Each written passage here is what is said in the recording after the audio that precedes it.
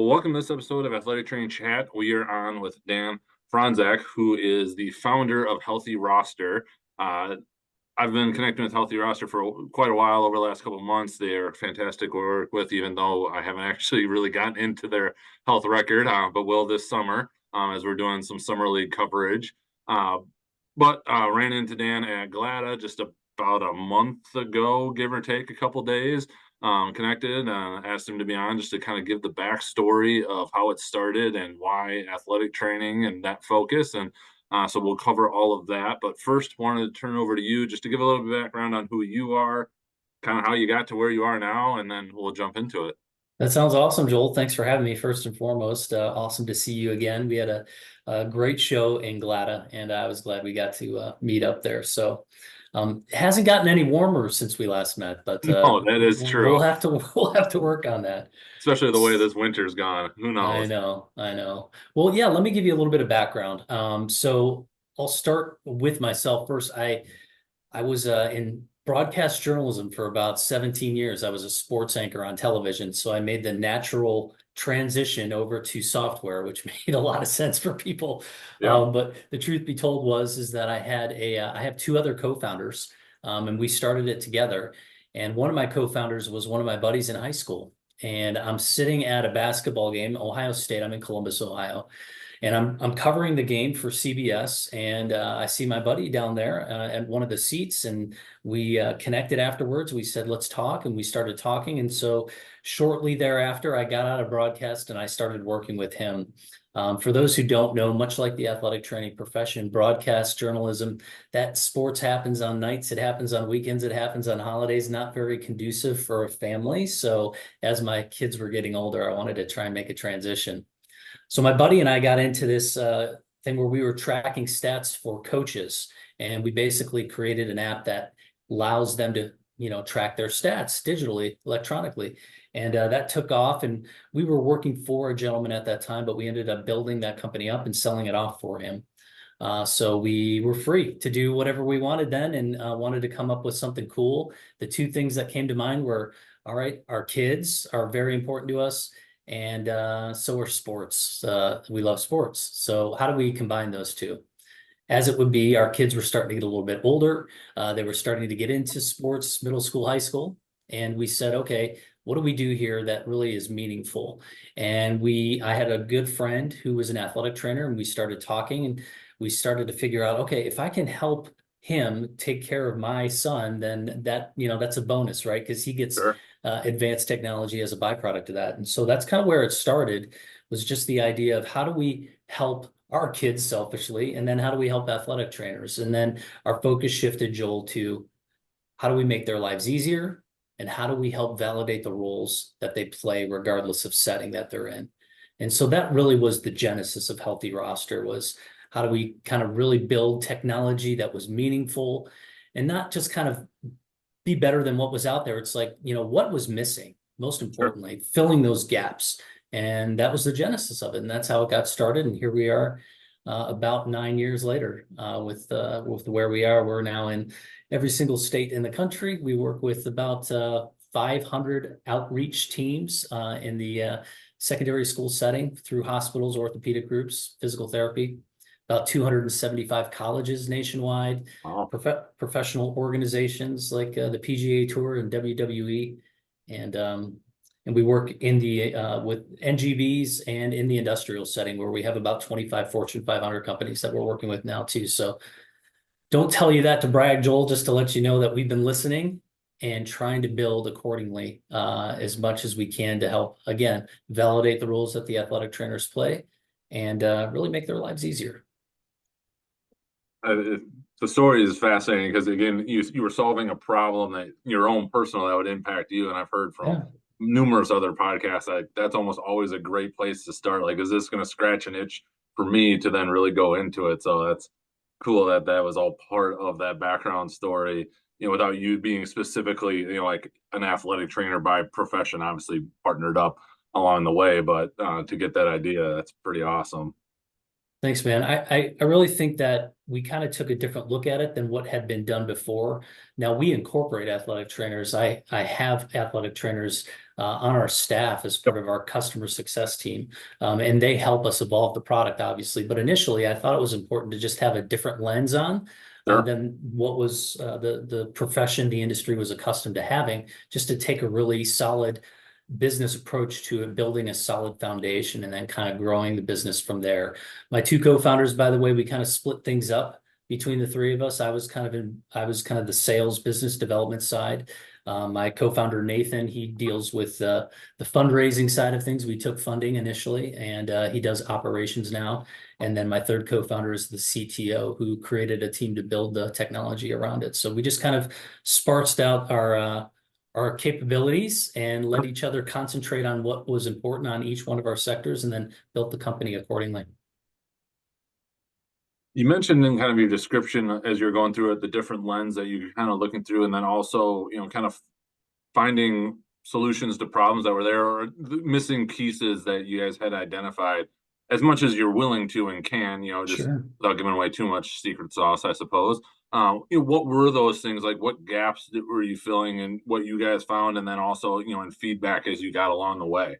Yeah, awesome. So we did a lot of research early on, and we were interviewing not only athletic trainers, but we were interviewing parents, coaches, athletic directors, sports medicine providers, i.e. doctors and orthopedists, just anybody who was involved in that process. And initially what we found was that nobody really understood what the athletic trainer was doing unless you were integrated in that space. And that was a problem in my estimation. How do they not know who these people are, what they do? They thought they were just, in many cases from our surveys, just a coach on the team. And I said, well, this has to stop first and foremost. We need to have the public understand how important this role is and what they do. And then secondarily, from the business perspective, with that different lens that, again, you brought up, was how do we make them understand, in a lot of the cases where we started in the outreach setting, how do we make them understand who they work for? There's a reason that those athletic trainers are out there, and who they're employed by. We thought it was important for them to understand that. And that kind of took a whole different, kind of focus on it. It's like, okay, there's a meaningful reason here. There's a business reason. There's a case to be made. And we need to show them that there's a good reason that they're there, and they're doing good business out there. They're helping in the community and generating, revenue for their hospital system. Sure. So that was important to us. The other gap that we saw was communication. I'll start there. Communication. There wasn't really a streamlined way of doing things from a communication standpoint that we felt was HIPAA compliant. And from the get-go, we wanted to combine, documentation and communication together, because we felt like the continuity of care that needed to happen were going to require those two components to be, in sync. And so having an app, was really the third thing, but built upon the communication. Being mobile was the third thing. You Yep. guys were on the go, you're on the field, you're in a gym. You are where the athletes are. You're such a unique provider that requires a unique type of technology. And so that was really key for us as well, being mobile. And we started mobile, actually. Our code base now works. We have the same code base to push out to Android, iOS, and to our platform online. But we started off just talking, digitally via mobile applications via iOS. But now we're on Android as well. And it was like, oh, that makes a lot of sense, right? Just why can't you document on there was nothing out there that was mobile. So that's how we kind of made a big splash with just kind of those initial initiatives. Yep. Hauling a laptop around, it wasn't always great. And then I know even in my own experience, we ran into the compliance issues, not only of HIPAA wise, but just within our own universities of, getting it safe by the standards that were Yeah. set. So it's awesome when I didn't have to try and figure out how to help solve that problem, because that is way above any pay grade that I am associated with. Well, quite frankly, above my pay grade too, and my capabilities, which is why we brought in our, third co-founder to do the digital side, so he could just concentrate on that and really build accordingly.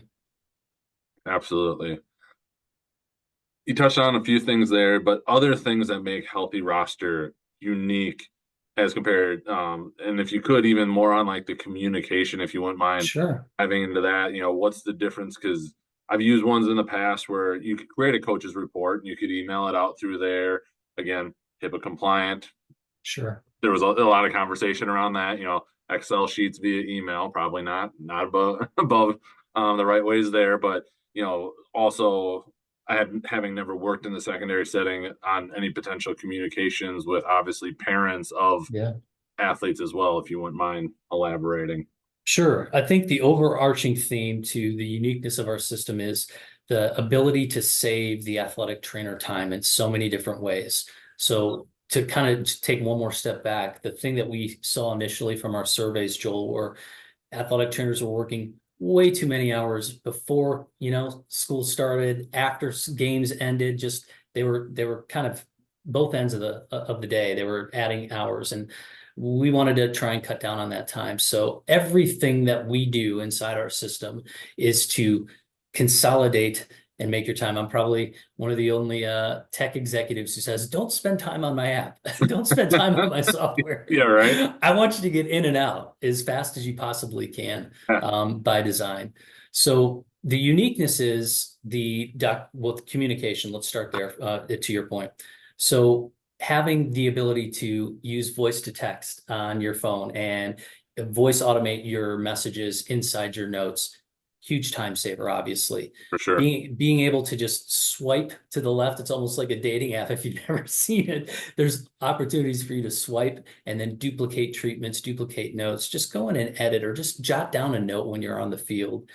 From the communication side of things, talking to the parents, I can say that I know exactly how this flow works, unfortunately, because I use the app as a dad and my son's hurt all the time. So Oh no. my AT is constantly giving me updates on my son and how he's doing, which I love, right? Because he wouldn't tell me otherwise. And that was Sure. part of the gap. Like, how do we just streamline this whole process? But now when you use our app, you can communicate with the whole circle of care, i.e. the coach, i.e. the parent, i.e. maybe it's you have a divorced family, you've got another, parent in the mix. The AD can be a part of this process, but you can isolate communication just down to a parent or an adult athlete in the college setting or a worker in the industrial setting. It can kind of do when COVID hit, we had people sending group communication all the time. Sure. Somebody tests positive, nobody comes to the training room or practice was canceled. Just think about how you communicate now in your job as an athletic trainer, everyone who's listening, and think about the various channels. Now think about consolidating that all into one spot to be HIPAA compliant and safe and protect yourself, and honestly give yourself some more privacy too.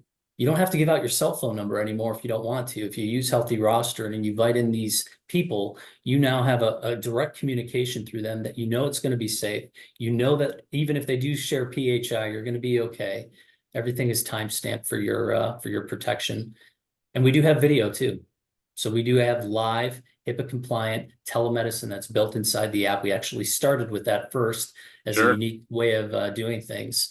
And that's really gone a long way. And it definitely was needed during COVID, as you can imagine, and was used quite heavily. This is probably more of a business focused question, but Sure. I'm just kind of curious. Obviously, all these things are huge and super beneficial, but come at a cost to you Yeah. to implement them and to make them, especially putting all of it in that ease. And again, I don't know because I've never run a tech company, but making sure it's all HIPAA compliant and everything. How did you guys maintain that as a priority while balancing out still trying to obviously run a business, yet at the same time still making it accessible and affordable? As you mentioned, quite a few high schools, and I spent my time in D3 and our operating budget was $16,000 a year. So there's only so much we could spend on a Sure. different thing. And that was always an issue with certain things of the cost prohibitiveness of it. But with you all adding so many features that probably would break the bank for a lot of other places potentially. Yeah, so a couple things there. Number one, I mentioned we took funding at the beginning. Yep. It was important for us to really gather the funds to, I mean, we had done this before from a technology company and built the stuff that we needed for the coaches to document their stats. So we knew what it was going to take from a development standpoint to hire the right, developers, to hire the right people to code, to hire the right people to sell and to maintain from a customer success perspective, the support. So that was key in order to kind of get that. But we had to get the vision out there, and we had to differentiate ourselves right from the beginning. So that was really critical for us at the beginning. But then, as I mentioned, we needed to really help validate the roles that the athletic trainers were paying, because we were going to ask more money, because we were building a very, very good product that nobody had ever seen, and it was going to cost a lot of money to build and maintain. So by offering the capabilities, the reports that help validate the roles that they played inside their specific settings, we were then able to quickly create reports and show them and share with other people to say, look how valuable this athletic trainer is to the different stakeholders. Your AD, look how much you're saving by having this AT inside the school. To the hospital, look how much money that you're generating by having this community and this AT there. You didn't know this before, but now you do. Look at what's coming through the door, because we're tracking the downstream revenue that you're creating for this hospital, for the college, the communication that's taking place between the athlete and the athletic trainer. It's just not only a time saver, but it's also a nice security thing to have in your back pocket. You can't be everywhere at once.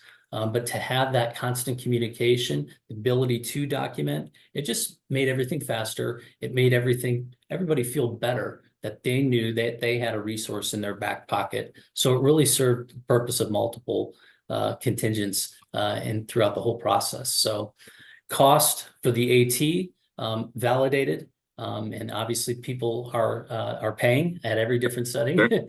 but cost to build, justified, had to have a good story out there, had to have the right people in place, and had to build the right product in order to get things going and build the company that we wanted to. But Joel, today I can tell you, I feel really, really good about the foundational piece that we built. And that was important because now into the future, and we can get into this if you want, we can iterate so much faster now. I mean, we can create the Sway integration, which we were talking about, which we just announced. We can do that a lot quicker now because we've built the infrastructure to continue to iterate and build accordingly for the things that are important for the industry. Obviously, you've done this now with two companies, and this comes back more to the business side. So apologies if we're trying to veer off too much, but like, No, you're good. was that something you learned in the previous one, or just something that you guys were keenly aware of, building that foundation of knowing like, here's where we ultimately want to be in the future to be able to pull these things in? Another bit on the communication, as far as I know, again, haven't used it yet, but there's communication between like Healthy Roster and Health System EMR. Yep. One of the bigger ones out there that we utilize, talk to each other, which obviously is another huge benefit, because you're not just running multiple systems for the sake of running multiple systems that don't communicate. But how did you guys focus on that from the beginning with that bigger picture? And I got to imagine, or maybe not, at times there was questions on like, do we stay on that, or do we have to call an audible to get something done quicker or more, however it may be? That happens every day. It continues to happen every day. How do we prioritize, what's requested out there? The more customers we have, the more requests that come through. And so Sure. it's a business decision every day. How much do we spend? Is it worth the spend? Is it going to increase, our revenue? Is it going to mean more to the athletic trainer at the end of the day? Is that going to generate into good word of mouth and more customers as a result of having that? So integrations you mentioned, yes, with Epic was a huge one. We started with that right away. Being able to integrate with Epic was a very key push for us because, again, it helped validate the roles that the athletic trainers played Sure. in that secondary setting. It gave more exposure to all the people at the hospital to see exactly what the athletic trainer was doing. But Joel, we kind of started with a philosophy that was kind of popular in the, I guess, early 2010s, 9 years ago when we started, which was the minimal viable product. Yep. And we kind of just used that philosophy throughout as we were building. So let's build what we think can work and let's kind of validate that. And we got a lot of no's early on. People were not excited about sharing via chat and video and being on the phone. They didn't want to use their own phone, and they didn't understand that everything's in the cloud and it's all safe anyway. So there were a lot of no's, but that also helped us kind of tweak not only the product, but also the pitch.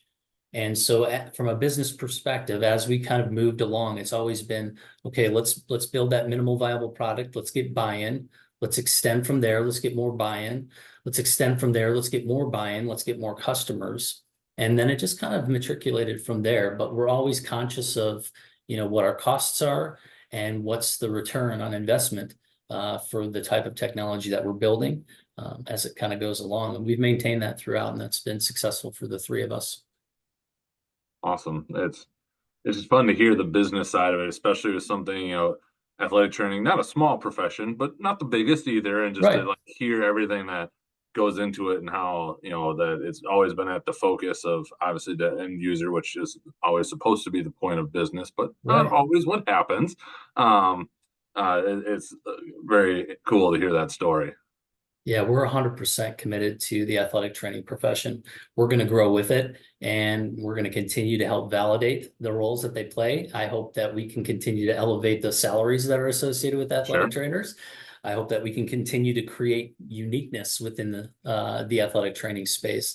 I think we are. We're gonna have some pretty cool things leading up to every year. We try and launch something new for NATA, and we'll have Yep. some big announcements coming up in the next couple of months here about some new things that we're doing. Nice. Well, that was one question. Any future plans that you're able to share? Obviously, you just kind of alluded to some announcements. I won't pressure you at all to let any of those, but other, even if they're just kind of bigger picture ideas that you could share about Healthy Roster. Well, I'll share first that I have a dog and he's barking. Nice. So if you can hear me, I apologize for All that good. as we're We've had going cats through. jump in before, and yeah, it's all part of it. Very good. So I think my marketing team would be pretty upset with me if I kind of let the cat out of the bag with regards to what we have coming up. But I can promise you this: we're looking into more integrations like the Sways of the world to make things easier. I think those will continue to be part of the process. Is how we continue to integrate with other products out there, and maybe some wearables in the future, those kind of things. I Sure. think it leaves it open-ended, but ultimately, when we moved to 2.0, which was our big release last NATA, this code base that I was kind of referencing allows us now to iterate just even quicker. So now we're taking in feedback one day. We see 5 people saying the same things. We're then able to make that tweak or add this SOAP note, or add the SCAT 6 as quickly as it came around from SCAT 5. So it's just going to let us do things even quicker. So the announcement we'll have, yeah, it's super about my dog. The announcement that we'll have here come June probably will be pretty big.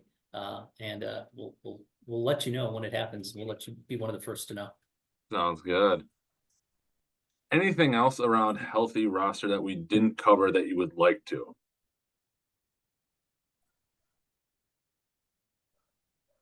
Sorry about my dog. No, So you're just good. in general, I think, as I mentioned, I think the biggest thing to know is that we're dedicated to this space. We're going to continue to iterate. If there's 3 things to take away from this that really kind of sets us apart, it's the mobile documentation, it's the streamlined communication, and it's the ability to have meaningful integrations. I think if you take those 3 things away, that's the most important thing. We're really making sure that we have those as part of your takeaway. At the end of the day, in order for me to, sell it to you, for you to utilize Healthy Roster, you're going to have to sell it to your boss, to your, service line director or your athletic director, maybe both, right? There's Right. multiple people who are involved in that process. So I need to be able to kind of make you understand what that is and what the benefits are. And we've been pretty good at doing that those past couple of years. So I'm hoping that if you want to talk, if you want to learn, if you're not using Healthy Roster, to contact me at dan@healthyroster.com. Perfect. And then we can talk to you then. Well, we'll definitely link that up. But as I mentioned before, we tweaked these AT chat questions a little bit for you, but Kind of curious, very curious actually on your take on this one. As you've mentioned, being dedicated to the athletic training space and growing with the profession, where do you see the AT profession going in the next 5 to 10 years? I would kind of from your quote unquote outside perspective, but obviously being much more involved with it now than when right before when you started the company. Yeah, I think I see more athletic trainers becoming kind of like their own boss. And you can become your own boss even with inside an organization, but just taking more accountability for who they are and the business aspect of what they're doing. And I see that. I see that happening all across the country, people understanding that data really matters. And so creating more reports around that validation and understanding that different stakeholders have different reports that they want to see, different validation points. So that's where I see it going. I see people continuing to grow as individuals within this space and understanding that you got to get your name out there. You can't be afraid to sell yourself. And even though you're a provider in a setting where there's a lot of other people, coaches, ADs to report to, service line directors, I see them having more of a stance in the space as providers in general, being more prominent in the space, getting the word out there, allowing people in the community to understand exactly what an athletic trainer is. I think ultimately that's most important. How do you get the word out there about the profession, what an athletic trainer is? The more that we can do that, then the more valuable the athletic trainers are going to be in their settings. So I want to be a part of that process. You know, part of what we're doing now is just from a social content standpoint, blog standpoint. I mean, Yep. my team's cranking out stuff every day, sometimes 3 stories a day. It is We're impressive how much you all put out on the stories and whatnot. It is impressive.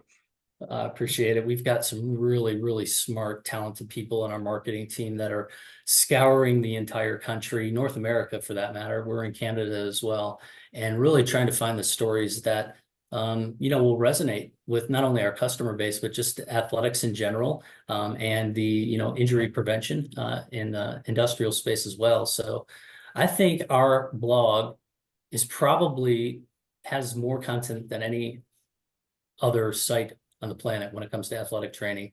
There's hundreds and hundreds and hundreds of stories there if you want to check them out. And I'm really happy about that. I'm very proud about that because we want to be an ally through Healthy Roster with you guys as a profession. Speaking at least for myself and probably many others, we appreciate it. It's my pleasure. What advice would you go back and give yourself when you were starting Healthy Roster if you could magically go back in time and do that? Well, my first customer that said yes was a hospital system that had 200 athletic trainers. Oh, wow. And, and I thought that was the norm. So based upon your reaction, you're surprised by that too. That's 200 is a lot. and they continue to have that many. So they were a great customer to have, but it set my expectations way too high at the beginning. As far as, okay, well, there's 3 major hospitals in every major US city. This is going to be easy. We can grow really fast. And it never works out that way, right? Especially with that MVP philosophy. It's like Sure. you're gonna ultimately find something different that the next person wants from the first one. So if I had to go back, I'd probably not get so excited and do a little bit more research at that initial point. You can never have enough research on, and you guys in the athletic training profession do that very well. But you always need more research. You never have enough. Just when you thought, Right. okay, I've got it figured out, you don't. You Yeah, where the don't. article comes out saying that it's the exact opposite of what you thought it was. Yeah. Exactly. So I would probably tell myself to, all right, control your enthusiasm, learn from this, be excited that you got a big win, Yep. but let's do some more understanding of what the realistic understanding space of your product is going to attract, who those people are, and what that looks like. Makes sense. What has been the most influential resource that you have found in your career, spanning all the different things that you've done? Wow. You know, this doesn't have to do with athletic training or healthy roster. Just in general, I think what I've tried to maintain in my life is 5 really good friends. and people who will shoot me straight. Yeah. And regardless if it's television broadcast or whether it's business or whether it's just having a really, good family, right? Just having a good marriage or raising kids. I think having those people were really pretty instrumental in my life. The way I knew I could count on them, and they would, again, shoot me straight, give me the really good thought process on, are you thinking this through? And they don't have to be, people that they haven't been people who do the same thing I do. They've just been people that I trust, Right. and that I can go to. So that would be my advice. If you're doing something in the athletic training profession or you're contemplating doing something new, just go to your people who have always shot you straight. Working with ATs in your role, and I gotta assume it's plenty busy with everything. I don't know the official, like, when's it considered a startup versus when it's an established company, or if that ever truly changes. But how do I you don't know take care either. of your? Yeah, right. How do I How do take you care of take care who? of yourself? Oh, take care of myself? Well, I like to run, I guess. I try and run probably 2 to 3 times a week, and just depending on if I'm busy or not, maybe it's 2 versus 3. I try and work out, not as much as you though, man. I saw you. We had to give you I gave you a sweatshirt the other day, and we had to give you a extra large because of how strong you are. Yeah, it's just maintained over years and maybe growing in wrong directions now, but we try and keep it try and keep it contained. No, I try. I try my best. I always maintain that the thing that I want to do for myself, if I can, when I got out of TV, was instead of covering sports, I wanted to make sure that I could watch my kids play sports and not be behind the camera. So I have never missed my kids' games, and my daughter's in college now. And even if she goes to Michigan State, so sometimes she's on the Big Ten network. Even if she's there, I can watch her play on TV. I make sure to set aside some time to watch her. So I think as long as I can do that, as long as I can clear my head and go out for a nice little, 1 hour run or something like that every once in a while, then that's probably helped me maintain my sanity over the years the best. Just putting the kids first and putting my health as close to the top as I possibly can. Absolutely. I like that. If you could change one thing, it could be a modality you've seen in athletic training, a common practice, a mindset, anything around the athletic training profession, what would it be? I think, and this is part of where I see the profession going, like I talked about, was just the athletic trainers um, having more confidence in their importance that they play within their school, within their hospital, within their communities, within their work setting. There, I have learned and have come to really appreciate just the vast knowledge that an athletic trainer has when it comes to just being a provider in general. And I don't think people outside of the industry are necessarily aware of that. And I think that needs to be more the forefront. That would be the advice I would give. Don't be afraid um, to brag about yourself, to sell yourself, because you're really important. If you weren't there, that's the ultimate thing, right? The ultimate sales pitch. What would it be like if you weren't there? Sure. What would happen? Unfortunately, you can go down a long road of things that are unfortunate that could happen if you weren't there. But it's such a valuable commodity that I think people have, in the last 10 years or so, have taken for granted. And I think if I were to give any advice about people in this industry, is stick up for yourself. You are extremely valuable. You are somebody who can do a lot of things physically, emotionally. You wear a lot of hats, and there's just so much to that role that people don't understand. So again, I'm doing my part. I'm going to keep going. I'm going to put word out there and show everybody in the world kind of what you guys are doing. But yeah, be excited about who you are, what you're doing, and don't let anybody put you down, man. I mean, you guys are a fantastic profession and growing, and I want to continue to see it that way. It's a valuable, valuable provider. Appreciate the kind words there as well. Final question for you. What Yeah. does working with athletic trainers mean to you? Hmm. It means that I've got a partner who is just as hardworking as I am.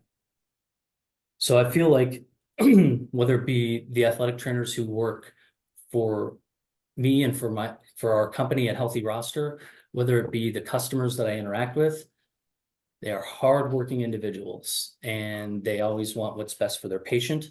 But they will not stop until that typically happens. That's what I see with the people that I interact with. And that's kind of how I feel about myself. It's like, I'm not going to stop until we find the right answer, until we get to where we want to go as a company, which I don't know what that is, but I'm not going to stop. So it's like, keep going. Sure. But that's what athletic training means to me. It means that I have a partner who I know is going to work just as hard as I am. So if I tell an athletic trainer who I'm selling the product to that, I'm going to be here, I'm going to answer all your questions. You do the same. If you have any questions, if there's anything you need to know back, let me know. I know that they're going to tell me because they're going to work hard to come to a conclusion and we're going to see eye to eye on it. So once we're kind of both bought in, we work to the final conclusion. So I know that they're hardworking individuals. And, that gets me up going every day because I know I'm going to be talking with great people who share similar visions. Awesome. Well, I appreciate you taking the time amongst all the things you have going on. It was great to learn more of the backstory and the development of it. Again, just to share it so we can link it up and so people have it. If people want to reach out, connect, follow, what would be the best way to do that? Yeah, anything via social, just go at Healthy Roster and you'll find us on Instagram, on Twitter, X, I guess it's called now, Facebook, TikTok. We're on TikTok too. So anywhere. And if you want to get in touch with me directly, you're more than welcome to. Dan@healthyroster.com.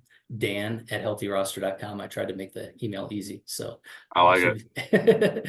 And then our website, healthyroster.com, is where you can find not only what our company's all about, but that blog that I was telling you about. Yep. Go search and see the stories for yourself and learn just how incredible this profession is. There are so many people doing amazing things every day.